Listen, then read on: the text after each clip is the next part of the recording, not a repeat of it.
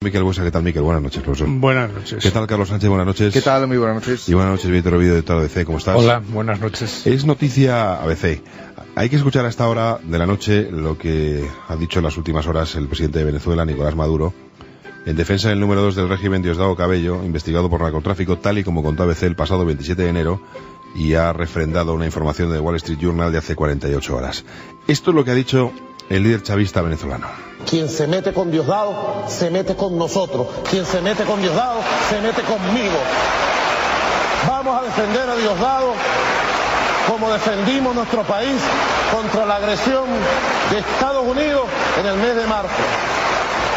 Y vamos a activar una campaña nacional e internacional en defensa de Diosdado, de Tarek y de la dignidad de los cuadros de la Revolución Bolivariana y de Venezuela. El ataque que se ha hecho contra Diosdado a través de medios de comunicación de Miami, de Wall Street Journal, del periódico fascista, franquista, hitleriano, ABC España. Anda, que no le han dicho cosas a veces en la historia, pero esto ya la ha situado en un ranking importante a Maduro, director. Cada día que pasa nos añade uno más. A ver, si no fuera por el sufrimiento que está pasando tanta gente en Venezuela, esto era para tomárselo a broma, porque probablemente pocas veces ha habido un presidente de un país de tan bajo nivel intelectual y de tan escasos recursos dialécticos como Maduro, ¿no? Pero desgraciadamente esto está suponiendo un sufrimiento enorme para millones de venezolanos que están viendo cómo su país se ha deteriorado, tanto lo que es la convivencia, como lo que es los estándares democráticos, como lo que es la calidad de vida material, ¿no? En el caso concreto de todas las informaciones que nosotros hemos ido publicando de Venezuela desde el 2012, que publicamos en enero del 2012 la noticia de que Hugo Chávez, si no se sometía a un tratamiento convencional, padecía un cáncer que le podía suponer la vida, o sea, la muerte, como así fue, y todo el posterior forma en que fue tratado en La Habana, etcétera, etcétera, siempre se fue confirmando la información que nuestras fuentes tenían, como se confirmó la información que tuvimos de las amenazas a las empresas españolas allí, como se confirmó las transferencias que se habían hecho a Podemos, como se confirmó los 400.000 votos falsificados en las elecciones que le permitieron ganar a Maduro, como se confirmó en este caso la información sobre lo que es el cártel de los soles, dirigido por Diosdado Cabello, que es un militar que no tiene conocimiento alguno del mundo jurídico, para estar al frente de la Asamblea Nacional de Venezuela. Pero lo normal es que al estar al frente del Parlamento, pues que tengas una cierta formación jurídica. No, este era un militar, y como se repartían los papeles, Maduro, que venía del sindicalismo, y Diosdado, que venía de la milicia, pues se repartían esos papeles. Pero se sabe que desde el año 2006, según informaciones de la inteligencia norteamericana, que comparte con la de otros muchos países, incluido Colombia y España, Hugo Chávez tiene una serie de encuentros con las FARC y decide abonarle $500 millones del año 2006 a las FARC y comprarles, no tanto porque quisiese ser narcotraficante, como lo que quería era ayudar a las FARC y, como decía él, doblarle el espinazo a Uribe, que era lo que decía el señor Chávez. A partir de ahí, evidentemente empiezan a tener y a controlar grandes cantidades de cocaína, tanto de Colombia como de Bolivia, y lo que los norteamericanos, en concreto la DEA, denomina el cartel de los soles, que es dirigido por Diosdado Cabello, pues empieza a mover la cocaína hacia el mercado norteamericano y hacia el mercado europeo. Y la entrada al mercado europeo es España, a través de las Islas Canarias, y a eso hay que añadir que el gran, el testigo protegido, el que conoce con todo detalle lugares, cantidades, clientes, operaciones, es Lamsi Salazar. Lamsi es Ismael al revés. Lo que pasa es que esto es muy venezolano y muy cubano, esto de cambiar el nombre. Lamsi Salazar, que era un infante de marina muy destacado, que había seleccionado personalmente Hugo Chávez para que fuese el responsable de su seguridad, y que como consecuencia de esa gran confianza que tenían en él, el propio Diosdado Cabello, cuando muere Chávez, pone a Lamsi Salazar como su hombre de máxima confianza, y este es el testigo protegido que se trae la DEA a Madrid, porque él vuela de Caracas a Madrid, está estas navidades pasadas en un hotel en Madrid con su mujer y con sus hijos, su segunda mujer, que era a su vez el número 2 del Ministerio de Economía venezolano, y están aquí una temporada hasta que hacia el 20 de enero, que poco después es cuando nosotros lo publicamos, en un avión privado es trasladado a Washington y es hoy testigo protegido de la Fiscalía de Nueva York, que es la que inicia las acciones legales contra Diosdado Cabello. ¿Cuál es el problema que tiene Diosdado Cabello dentro de esta campaña que dice el señor Maduro que va a poner en marcha para proteger salvo que haya violencia física, que nadie debe descartarla cuando matan a niños de 14 años?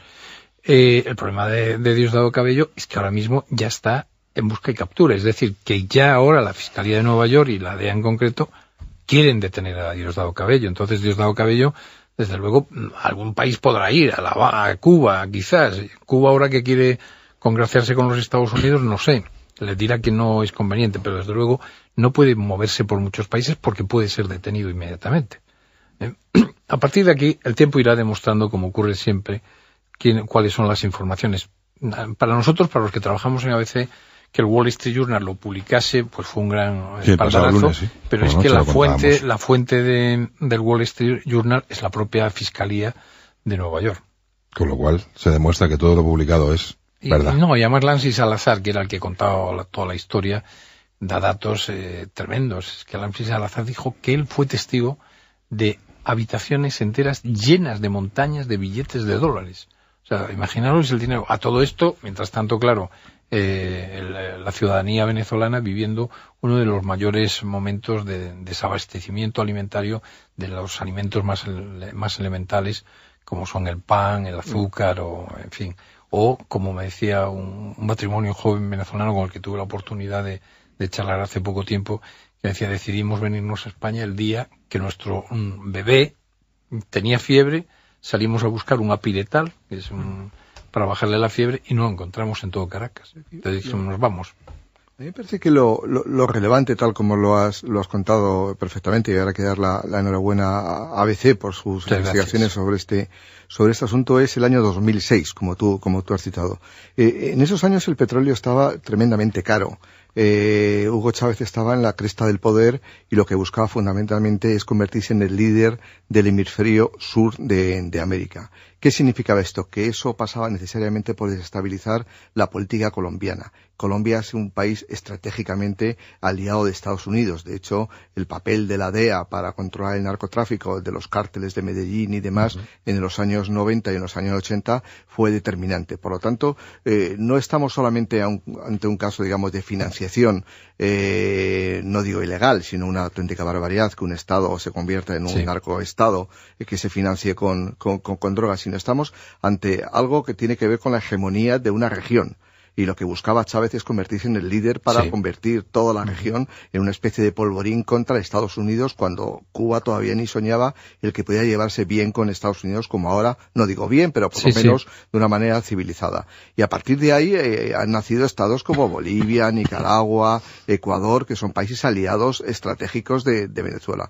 ¿Cuál es el problema que tiene Venezuela ahora? Que su principal fuente de ingresos se le ha hundido, que es el petróleo. Hoy el petróleo está a $57, cuando esa estrategia de dominación, de hegemonía en el territorio la planteaba Chávez, que llegó incluso a venir a España y tirándose, como se suele decir, el rollo, le dijo a Zapatero: no se preocupen, que si ustedes tienen problemas económicos yo les regalo el petróleo. Es decir, claro, el petróleo estaba a $100 y pico barril. Por lo tanto, estamos ante algo que va mucho más allá que un asunto vinculado a la delincuencia, aunque sea de Estado, sino estamos ante la hegemonía de una región por la que compiten Brasil y Venezuela contra Estados Unidos. Afortunadamente Brasil está en la parte sensata y Venezuela desgraciadamente está dando sus últimos coletazos de un régimen que se va a defender desgraciadamente con uñas y dientes. Sí, esa es la pena, y es que el final de este régimen puede ser con derramamiento de sangre. Eso es lo más preocupante, porque todo el mundo apunta,